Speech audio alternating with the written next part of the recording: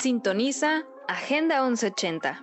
Mantenerse informado es muy importante. Agenda 1180 es tu espacio ideal, donde encontrarás la información más relevante del día a escala nacional e internacional. Encontrarás también lo último de la agenda universitaria. Acompáñanos de martes a jueves en punto de las 9 a.m., solo en Radio WAPS.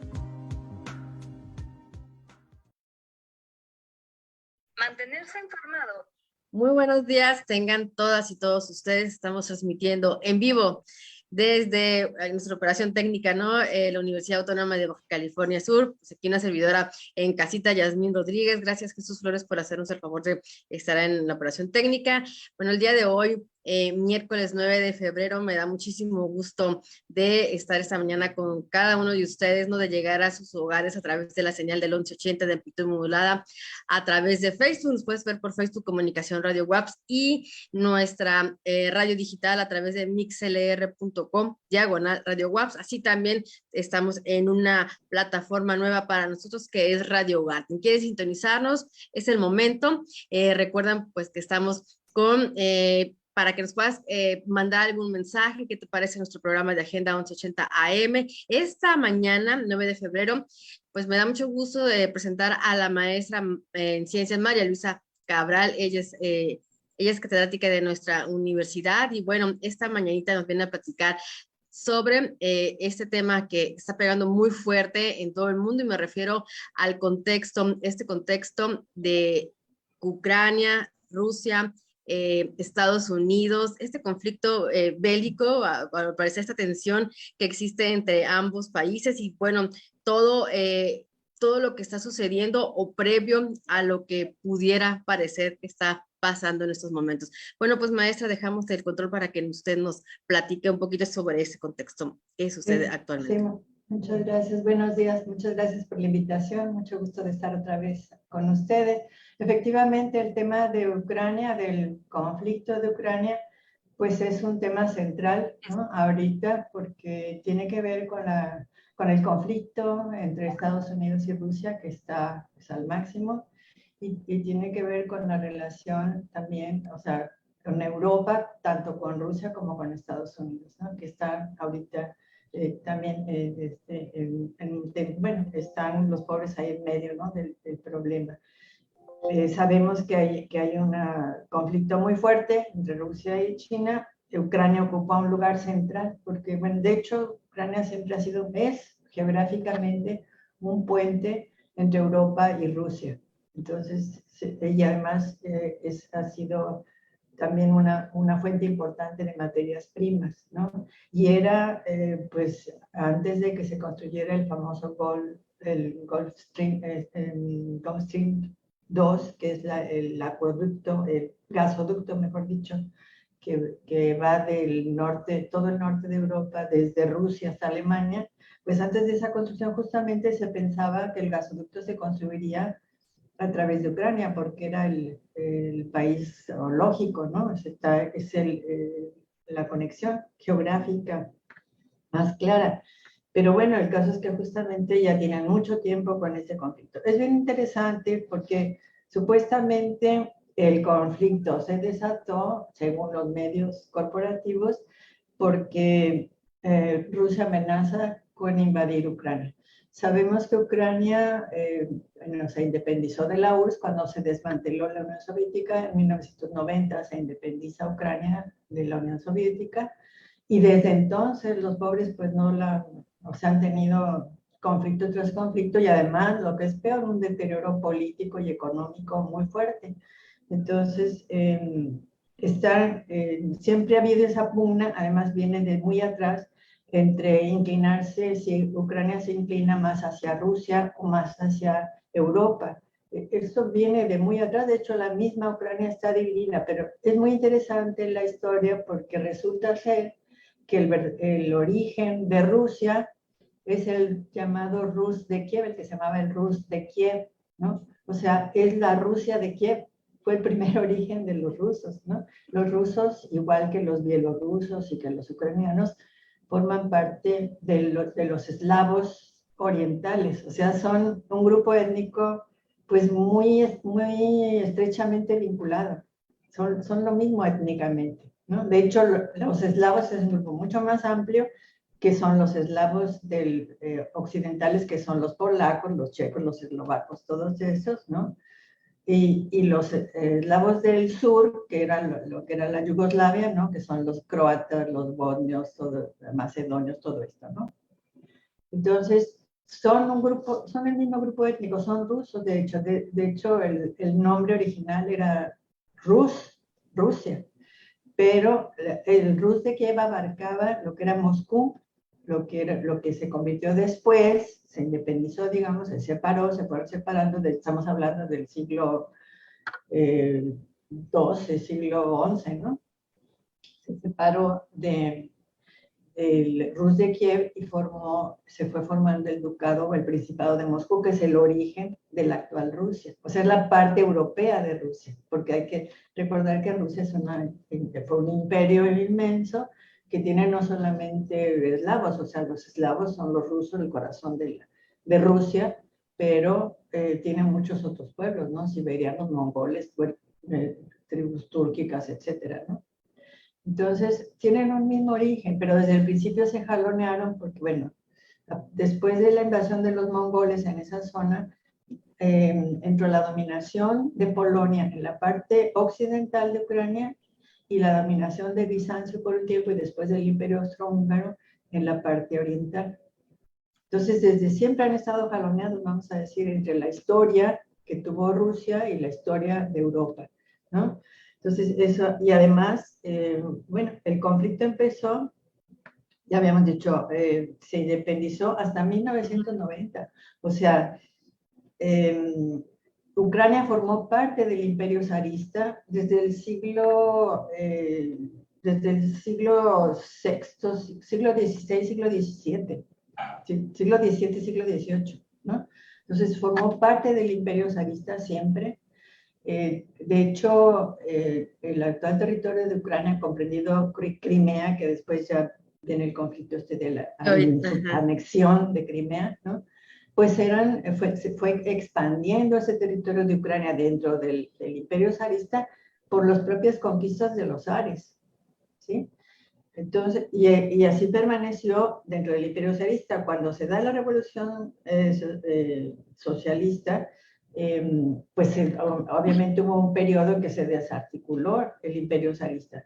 Pero resulta que Ucrania fue de los primeros que se convirtieron en República Socialista Soviética, fíjate, desde 1922, cuando en realidad la Unión de Repúblicas, la URSS, la Unión de Repúblicas Socialistas Soviéticas, se unificó totalmente hasta 1928.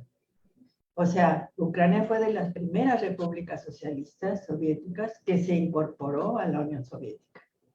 Entonces, y permaneció incluso durante el periodo de la Primera Guerra Mundial, permaneció dentro de la Unión Soviética y no se independiza. Hubo sí un periodo supuestamente de lucha de independencia, ¿no? En el periodo entre guerras, pero permaneció finalmente dentro de la Unión Soviética y solamente hasta 1990 es que se independiza de la Unión Soviética. Pero, bueno, en realidad se desmantela la Unión Soviética, desaparece la Unión Soviética y muchas de las repúblicas se convierten en países independientes, entre ellas Ucrania. También hay otra historia interesante, bueno,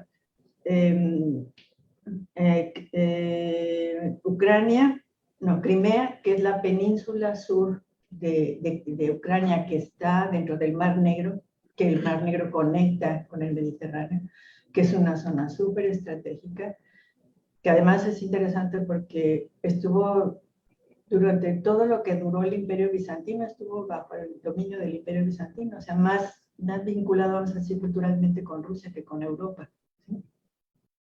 Bueno, esta península de Crimea era parte del Imperio zarista y fíjate, en 1954, Khrushchev, por decisión central, decidió anexarle Crimea a Ucrania, pero como parte o sea, siendo Ucrania una de las repúblicas socialistas soviéticas, o sea, dentro de la misma Unión Soviética. Pero fue hasta 1954. ¿Sí? Y la otra cosa interesante que esto es que decíamos que este jaloneo cuando se independiza Ucrania en 1990, pues obviamente se manifiestan esas divisiones y ese jaloneo, vamos a decir, entre quererla inclinar más a Rusia o inclinarla más hacia Europa. Pero resulta que justamente por esta historia, la parte oriental de Ucrania, pues la mayoría de la población es rusa, como pasó en Crimea. Por eso, cuando desde 1990 empieza a haber un conflicto muy fuerte interno, este jaloneo entre Unión Soviética, de hecho, bueno, no sé si recordarán el episodio aquel del envenenamiento de un presidente, de un candidato a la presidencia ucraniana, supuestamente envenenado por los rusos, que estaba checando. Últimamente parece ser que las investigaciones no quedaron en la misma Wikipedia, que no es precisamente prorrusa, ¿no? Pues dice que no está comprobado que los rusos lo envenenaron, ¿no? El caso es que siempre, desde 1990 están fracturados y esa fractura entre inclinarse a Europa o inclinarse a Rusia, pues comenzó a manifestarse como odio de los ucranianos hacia la población rusa asentada en Ucrania, ¿sí? Entonces, cuando las cosas se tensaron mucho, y siendo Crimea un punto estratégico esencial, pues la Unión Soviética, perdón, ya Rusia, Putin, dijo, pues vamos haciendo un plebiscito para ver qué quiere la gente, y fue altísimo, ¿no? O sea, la población en Crimea es una población rusa. Entonces se anexó a Rusia, ¿no? Entonces, supuestamente ese es el problema de origen, porque según eso fue la anexión de Rusia por la fuerza, Justo, ¿no? ajá. Entonces, bueno, continúa el conflicto. Fíjate, es bien interesante ver cómo los presidentes de Ucrania suben pues diciendo que no, que van a ser nacionalistas, que van a ser imparciales, que no se van a inclinar ni a Europa ni a Rusia, y acaban inclinándose por Europa, ¿no? Y además, desgraciadamente, después de la llamada revolución de Maidán, 2014, en 2014 hay una revuelta que se agudiza, se profundiza este asunto, ¿no? De la división social que hay en Ucrania. Y entonces, pues, obviamente, Estados Unidos empieza también a meter mano, ¿no? Empiezan a atizarle a la ultraderecha. Y desgraciadamente, pues cada vez más en el gobierno ucraniano está la ultraderecha. Pero están tan desprestigiados que en la última elección, fíjate, es terrible. En la última elección quedó electo, salió finalmente candidato electo, un cómico que se burlaba de la corrupción del presidente anterior, ¿no? Y que hacía el papel de presidente de la República en una parodia en televisión, y fue tan famoso que acabó siendo el más votado y se convirtió en el presidente. O sea, el actual presidente de Ucrania es un comediante que no tiene ni idea, ¿no? Y que además, como hay un deterioro terrible, que de Ucrania era una gran, vamos a decir que era una parte de la potencia industrial de la Unión Soviética. Pero a partir de 1990, estilo neoliberalismo, porque fueron los 90, ¿no? O sea, a Ucrania pues también la saquearon, o sea, la convirtieron en mano de obra. Hay mucha migración, el 10% de la población ucraniana está en el exilio. Bueno, en el exilio emigraron hacia Europa como mano de obra barata, ¿no? Entonces, la economía está súper deteriorada. Entonces, en ese deterioro, pues obviamente los gobiernos son fácilmente chantajeables, ¿no? El Occidente les da apoyo en dinero y se los jala, y ha propiciado pues todo un movimiento de ultraderecha. Bueno, el caso es que ya con esto, para solucionar estos conflictos que resultaron después de la anexión de Crimea y de Maidán, se hizo lo que se llaman los acuerdos de Minsk. O sea, intervinieron la Organización para la Cooperación y la Seguridad Europea, junto con Ucrania y con Rusia, con Putin, para arreglar el conflicto de manera pacífica, y se llegaron a acuerdos. Y los acuerdos de Minsk establecen pues, que el problema no está fácil de solucionar, que Crimea forma parte de Rusia, ¿no? Eso ya está fuera del acuerdo, pero que las otras repúblicas orientales de Ucrania, que también están pobladas por población rusa y que están en contra del gobierno central de Ucrania, pero que tampoco se quieren unir a Rusia, quieren independizarse, que son Lugansk, Donetsk, toda la parte oriental de Ucrania. Esas se acordó entre Ucrania y Rusia, respaldados por Francia y por Alemania, básicamente, ¿no? De la Organización para la Seguridad y la Cooperación Europea, para que tuvieran un estatus especial. Pero fíjate, estos acuerdos de Minsk establecen que haya elecciones locales, ¿no?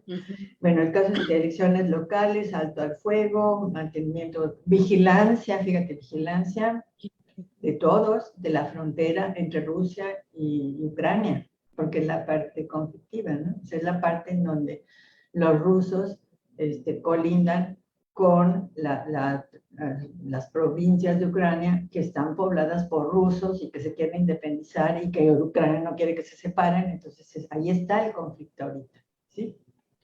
Entonces, bueno, ahora con todo este agudizamiento del conflicto entre Estados Unidos y Rusia, pues se empezó a manejar que Rusia estaba amenazando con invadir Ucrania, ¿no? Y anexarla, ¿no? Como lo hizo con Crimea, cosa que Rusia lo ha desmentido, o sea, cada vez que puede. No sé cuántas miles de veces ha hecho la declaración de que ellos no tienen la menor intención ni de invadir Ucrania, ni de anexar las otras repúblicas, ni de, obviamente, o sea, ni invadirla, ni tampoco agredirla, no enviar nada, o sea, armas, misiles, lo que sea. Lo ha dicho en todos los tonos. Y lo que ha exigido Rusia es que se respeten los acuerdos de Minsk, porque este último presidente comediante, ¿verdad? Pues no quiere respetar los acuerdos de Minsk y está denunciando la agresión de Rusia, ¿no? Entonces, ¿qué ha pasado? Que esto se ha vuelto como el pretexto, vamos a decir, en el conflicto muchísimo más amplio entre Rusia y Estados Unidos, que además tiene que ver, por eso es muchísimo más amplio y muchísimo más importante, que en realidad lo que hay es una consolidación de la alianza entre Rusia y China, ¿no? Y un fortalecimiento cada vez mayor de la economía y de su integración y de su cooperación, ahora sí que en todos sentidos, tecnológico, comunicaciones, militar, en todos los sentidos, ¿no?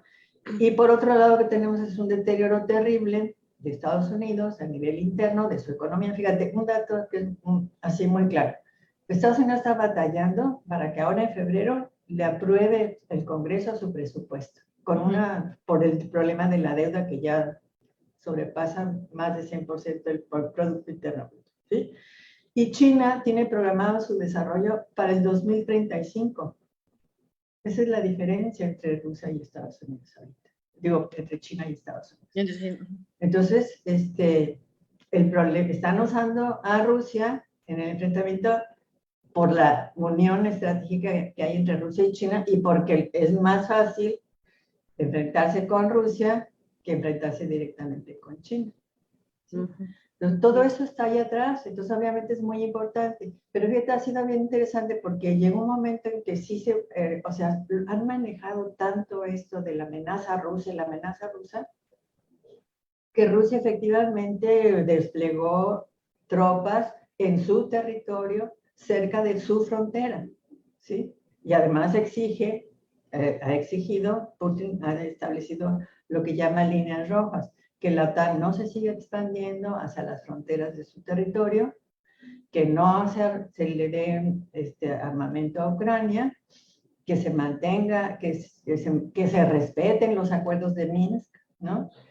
Y que bueno, básicamente eso, ¿no? Que la OTAN no admita nuevos miembros de las exrepúblicas soviéticas, ¿no? Como es el caso de Ucrania.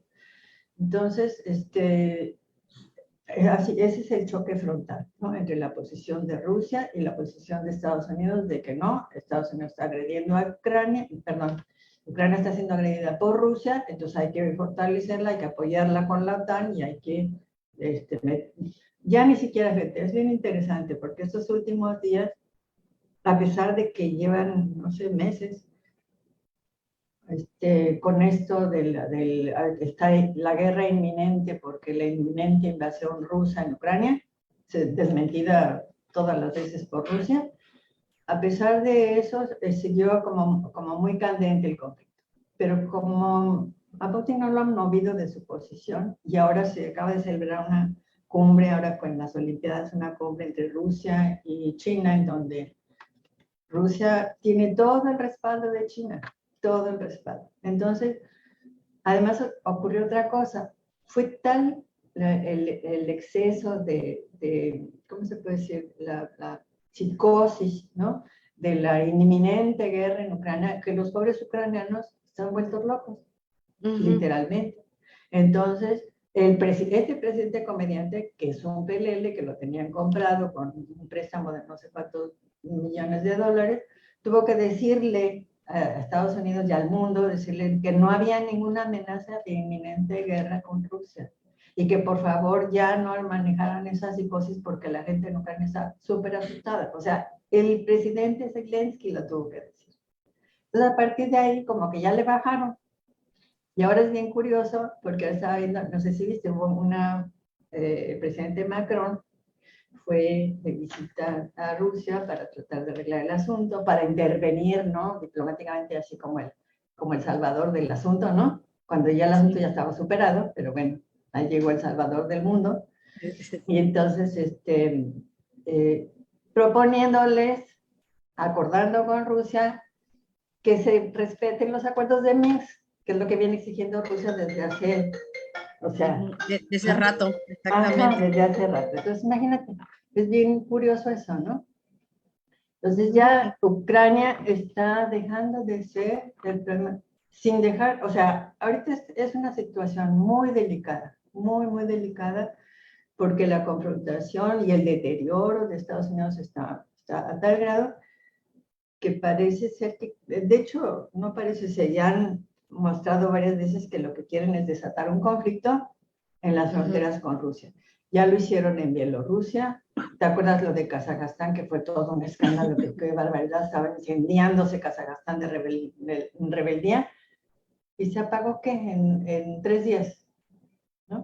O sea, no lograron nada. No lograron nada porque hicieron lo mismo. O sea, en los medios, meter infiltrados, meter mercenarios y detonar una revuelta, ¿no? Que obviamente se mezcla, o sí, es verdad, con algunas reclamaciones, pues sí, locales que hay ahí de inconformidad de muchas cosas, ¿no?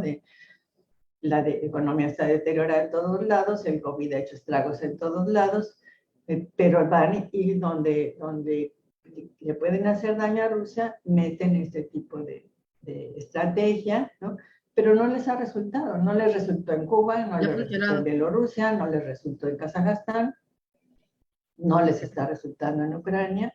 Ahorita los últimos acontecimientos son eso, Macron ahí, porque además imagínate, Ucrania pues es la frontera, como decíamos, entre Europa y Rusia, y además con otra que ahorita cada vez más los europeos dependen de la energía, del gas sobre todo, ruso, y resulta que Estados Unidos quiere bloquear eso, y los europeos, sobre todo Alemania, están en ese dilema. Bueno, ¿qué hago? ¿Sigo siendo aliado de la OTAN y que ya les mandaron más tropas ahora, que de por sí es un país ocupado militarmente, ¿no?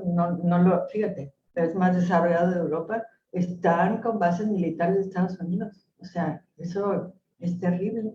Y ya les mandaron más tropas. Porque además, fíjate, en este conflicto de Ucrania, el gobierno norteamericano de verdad son increíbles. Declaran que si hay guerra, a la que les han estado atizando a todo lo que da, que si hay guerra, ellos no van a mandar tropas. Que si hay guerra, ellos no van a intervenir. pero les están mandando, ahorita estaba viendo una agrupación de ultraderecha en Ucrania, fascinada por todo el armamento que les ha pedido últimamente, que les han dado. O sea, los están superarmando, pero diciéndoles, si hay guerra, los muertos, ahí tú los pones, porque yo te vendo las armas. Yo no voy a ir a pelear tu guerra. Entonces, es el colmo, ¿no? Le han atizado, la psicosis entre los ucranianos terrible, como te digo, que el mismo presidente lo tuvo que desmentir, muchos lo han desmentido ya, ¿no? Diciendo que no es cierto, que no hay indicios de que vaya a haber una invasión rusa en Ucrania. Entonces ya eso, vamos a decir que se está diluyendo sin dejar de tener la peligrosidad que implica, ¿no? Y que Estados Unidos está buscando desatar un conflicto en donde pueda, ¿no? Pero bueno, esperemos que no. Entonces... Estaremos pendientes con las futuras e inmediatas respuestas, ¿no? De cada país y cada observación que se hace, ¿no? Pues la lectura, sobre todo en algunos medios que hemos estado monitoreando, ¿no? Acerca de lo fuerte, ¿no? Que están entre Rusia y China, ¿no? Entonces, cada día más fuerte en cuestión, ya lo mencioné ahorita, ¿no? Tecnológica, en cuestión tecnológica, en cuestión científica, económica y demás. Entonces, pues está medio grueso, ¿no? Creo que a la lectura también lo hace ver como especulando, ¿no? La fuerza que mide cada país. Sí, obviamente se están midiendo fuerzas. Pero fíjate otra cosa que es súper importante, es que no solamente está en juego Ucrania, está en juego si Europa, si Alemania, que es el corazón de la Unión Europea, va a acercarse más a Rusia y alejarse de la OTAN y de Estados Unidos, o al contrario. Y están los pobres de verdad en un dilema no solamente económico, sino también de seguridad. O sea, si hay guerra en Ucrania, ¿dónde les van a tocar los misiles? Ahí en Europa, pues. Muy cerca. En general, ¿no? Todo claro, y sobre todo, bueno, en el caso de Alemania, pues la Segunda Guerra Mundial, antes del muro de Berlín, toda esa parte, nuestra Guerra Fría, ¿no? Que se le llama, entonces es como repensarnos todo lo que han vivido y lo que les ha costado reconstruirnos sus imperios, sus ciudades y demás, y cómo catalogarse en este momento. Exactamente. Entonces, y también la parte económica, ¿no? O sea, ya decíamos la parte energética, pero también la parte económica. O sea, es que es tan evidente. Si tú ves el mapa, pues es evidente que si China se convierte en una potencia, en una economía muy fuerte, pues ¿con quién van a comerciar? Pues con sus vecinos. Es como si nosotros le quisiéramos cerrar la frontera a Estados Unidos. O sea, claro. Pues no se puede. O sea, geográficamente, lógicamente, van a tener que vincularse los europeos cada vez más con China y con Rusia. Exactamente. Maestra, ya se nos agota el tiempo. ¿Algo por último que nos quiera comentar? Pues eso, ¿no? Que sí es un problema que va mucho más allá de Ucrania, que la unión entre China y Rusia es la gran pesadilla de Estados Unidos, ¿no? Que no se concretizó con la Guerra Fría, o sea, no se concretizó cuando se consolidó el comunismo en China, pero que ahora con un régimen capitalista se está consolidando. Perfecto, pues muchísimas gracias, maestra María Luisa Cabral. Le agradecemos enormemente que nos acompañe en esta mañana de 9 de febrero, ¿no? Que ya no las debían, una pequeña charla en los medios de la Universidad Autónoma de Baja California Sur. Hoy nos vamos con las efemérides. Nuestro compañero Saúl Ramos nos hace llegar qué sucedió un día como hoy, ¿no? Pero de diferentes años, ¿no? Así que quédese con nosotros. Regresamos al ratito porque tenemos más programas para cada uno de ustedes. Sintonice el 1180 de amplitud modulada y recuerde que también nos encontramos en mixlr.com/Radio Webs y Radio Garden. Gracias, maestra. Gracias, Jesús Flores, en los controles técnicos. Hasta la próxima. Gracias. Muy buenos días, queridos radioescuchas que nos acompañan en Agenda 1180 AM. Hoy es 9 de febrero, Día Mundial de la Pizza. En el año 2017, la pizza ha sido declarada Patrimonio Inmaterial de la Humanidad por la UNESCO, debido a su rol en la vida social y la transmisión de este arte culinario entre generaciones. La palabra pizza proviene del griego pectos, que significa sólido o coagulado. Es uno de los platos más emblemáticos de la gastronomía italiana. Uno de los principales antecedentes de la pizza se encuentra en el periodo 521 a 500 a.C. Los soldados persas se alimentaban con un pan plano, queso fundido y dátiles. Se estima que la pizza moderna ha sido una creación del panadero Rafael Espósito de Nápoles, quien en 1889, por el encargo del Palacio Real de Capodimonte, creó una pizza en honor a la visita de la reina Margarita, quien por cierto fue la primera reina tras la unificación de Italia. También un 9 de febrero pasaron acontecimientos muy importantes como los siguientes. Un 9 de febrero nacieron figuras de la cultura como los escritores José Joaquín Pesado y Alice Walker. Murieron los escritores Fyodor Dostoyevsky y David Sánchez Julião, el geógrafo Antonio García Cubas y el poeta Francisco Sosa.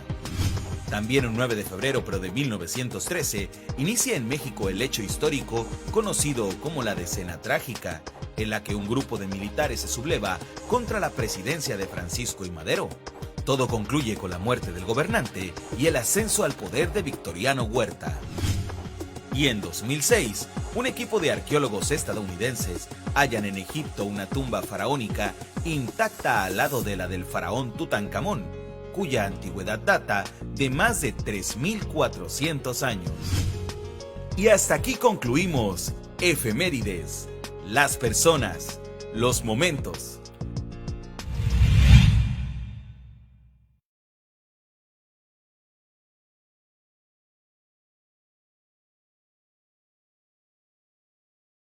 Encontrarás la información más relevante del día a escala nacional e internacional. Encontrarás también lo último de la agenda universitaria. Acompáñanos de martes a jueves en punto de las 9 a.m. solo en Radio WAPS.